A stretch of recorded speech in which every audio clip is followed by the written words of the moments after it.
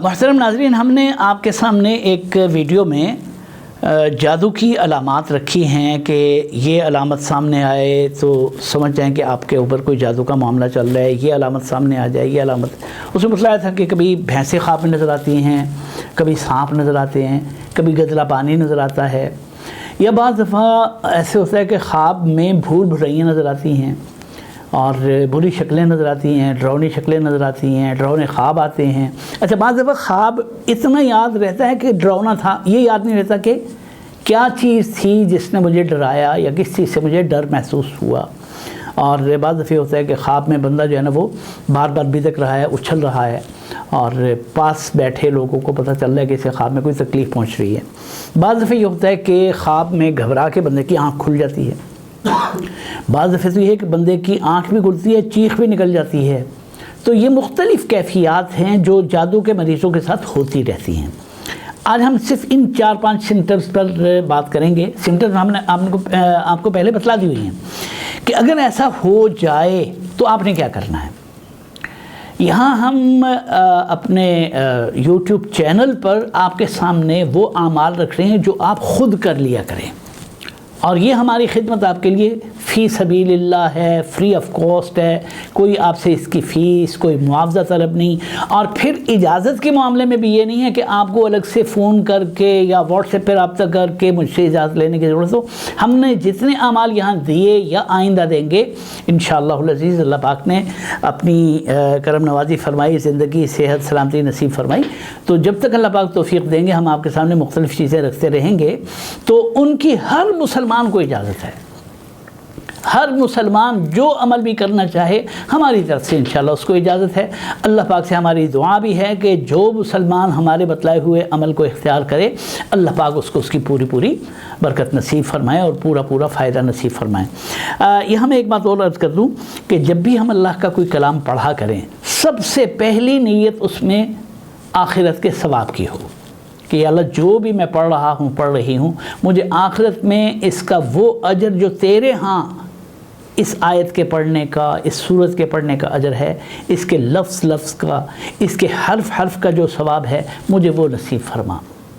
میرے علم میں تو اتنا ہے کہ نبی کریم صلی اللہ علیہ وسلم نے فرمایا کہ قرآن پاک کے ہر حرف کے بدلے آپ 10 نیکیاں انسان کے کھاتے میں لکھتے ہیں۔ تو اتنی سی بات تو میرے علم میں ہے، باقی آپ کے ہاں تلاوت پہ کیا کیا اور اجر بھی موجود ہیں جو میرے علم میں نہیں آ سکے، یا اللہ جو مجھے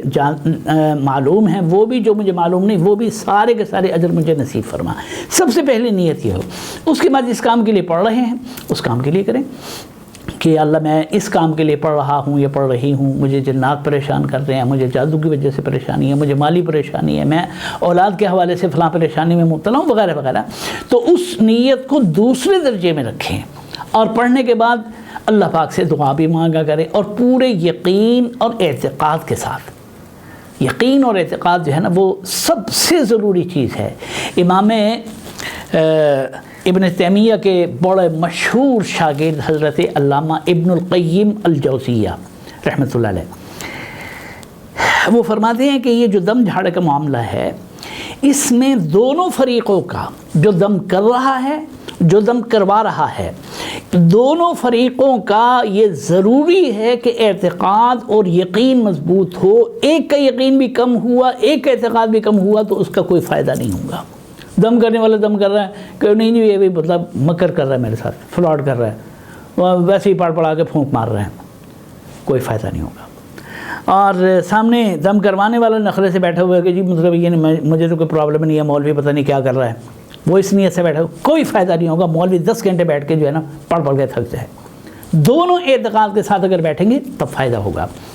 اسی طرح آپ جب خود اپنی ذات کے لیے بیٹھیں گے پڑھنے کے لیے تو آپ کو پورے یقین اور اعتقاد کے ساتھ بیٹھنا ہوگا کہ میں اللہ سے مانگ رہا ہوں،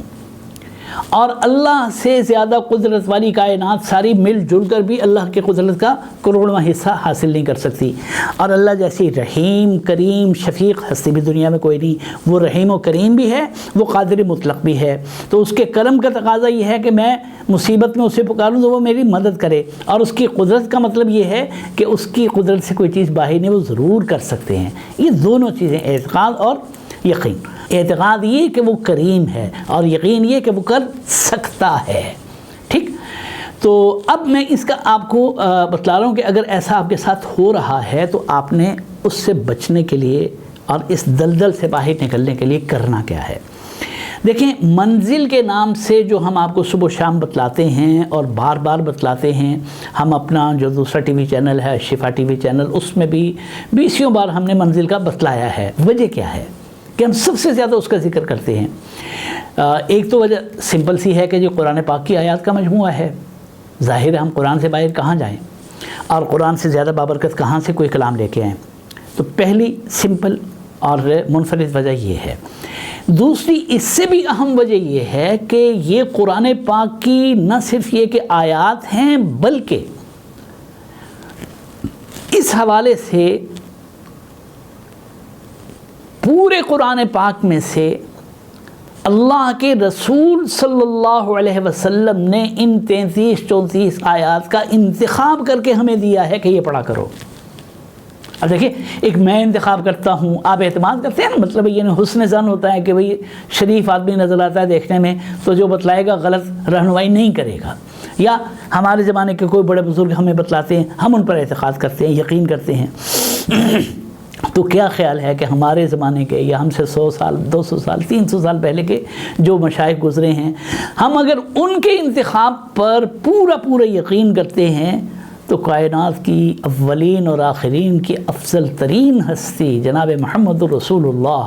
صلی اللہ علیہ وسلم انتخاب کریں، اور انتخاب بھی ہو اللہ کے افضل ترین کلام قرآن پاک میں سے، تو یہ دونوں چیزوں کا جب کمبینیشن بن جائے، کلام ہو اللہ کا، انتخاب ہو محمد رسول اللہ صلی اللہ علیہ وسلم کا، تو اس سے زیادہ کوئی مؤثر چیز ہو سکتی ہے۔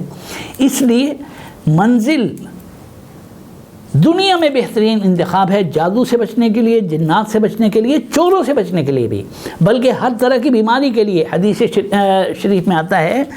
کہ 100 قسم کی بیماریاں ایسی ہیں کہ جن سے منزل پڑھ کے بچا جا سکتا ہے یا باہر نکلا جا سکتا ہے، اور اس میں فرمایا کہ حتیٰ کہ اس میں اگر کسی کو فالج ہو گیا ہے تو فالج کے مریض کو بھی اگر منزل پڑی جائے تو وہ ٹھیک ہو جائے گا۔ اب یہ اعتقاد چاہیے پڑھنے والے کا بھی اور سننے والے کا بھی۔ تو منزل کا انتخاب آپ نے کرنا ہے، اس میں 2 باتیں سامنے رکھ لیں۔ اگر سمجھیں کہ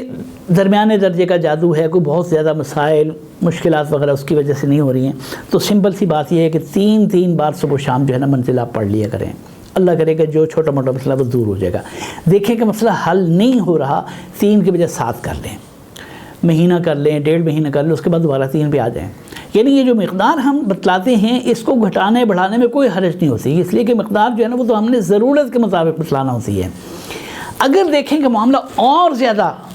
گمبھیر ہے، سنجیدہ ہے، سخت ہے، پرانا ہے، اڑیل ہے وغیرہ وغیرہ، تو پھر اس میں ایک کام اور کر لیں۔ پڑھنی یہی منزل ہے ہم نے، اور اس کے آغاز میں سورہ فاتحہ سب سے پہلے آتی ہے، اور اخیر میں 2 سورتیں آتی ہیں، کون سی؟ سورہ فلق اور سورہ ناس، ٹھیک ہے نا؟ تو آغاز کرتے ہوئے 21 بار سورہ فاتحہ پڑھ کے آپ پوری منزل پڑھ جائیں۔ جب اینڈ پہ پہنچے تو سورہ فلق وہ بھی 21 بار، سورہ ناس وہ بھی 21 بار، یعنی 3 صورتیں، ایک ابتدا میں سے اور 2 اینڈ میں سے 21 بار پڑھ کے آپ نے ایک منزل پڑھی، پھر دوبارہ پڑھے، پھر تیسری بار، چوتھی، 5ویں، 6ٹھی اور 7ویں بار اسی ترتیب سے پڑھیں۔ انشاءاللہ دنیا کا کوئی جادو نہیں ہے کہ جو اس کے بعد انشاءاللہ ٹک سکے اور آپ کے لیے مزید نقصان اور تباہی کا باعث بن سکے۔ ہاں، ایک کام اور کر لیا کریں، جب آپ پڑھنے کے لیے بیٹھیں اپنے پاس ایک آئل کی بوتل، ایک پانی کی بوتل یہ رکھ لیا کریں۔ تو ان دونوں پر بھی پڑھنے کے بعد سب سے پہلے اپنے دونوں ہاتھوں پہ پھونک مار کے پورے بدن پہ اللہ پاک سے یہ دعا مانگے کہ یا اللہ ہمارے اوپر جو بھی جادو کا اثر ہے وہ ختم ہو۔ گھر کے اوپر چاروں طرف منہ کر کے پھونک مار لیں، یا اللہ میرے گھر میں کوئی جادو کا اثر ہے وہ بھی ختم ہو جائے، بال بچے کا، عزیز و رشتہ دار جو اپنے گھر کے اندر جتنے بھی ہیں ان سب کی نیت کر لیں، اور آئل اور پانی پر بھی پھونک مار دیا کریں، اور وہ آئل وہ پانی استعمال میں لے آیا کریں، پانی پینے کے لیے بھی استعمال کریں، آئل کی مالش کریں، پانی سے غسل بھی کر لیا کریں، پیتے بھی رہا کریں، گھر میں چھینٹے بھی مارتے رہا کریں، یعنی جس بہانے سے آپ پانی استعمال کر سکتے ہیں کرتے رہیں۔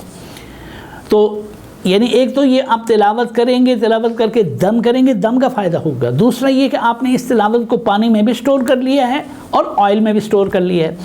اب یہ آئل اور یہ پانی صبح پڑا 7 بار، شام کو 7 بار پڑا، اگلے دن 7 بار صبح 7 بار شام کو پڑا، تو ڈیلی اس کی برکت،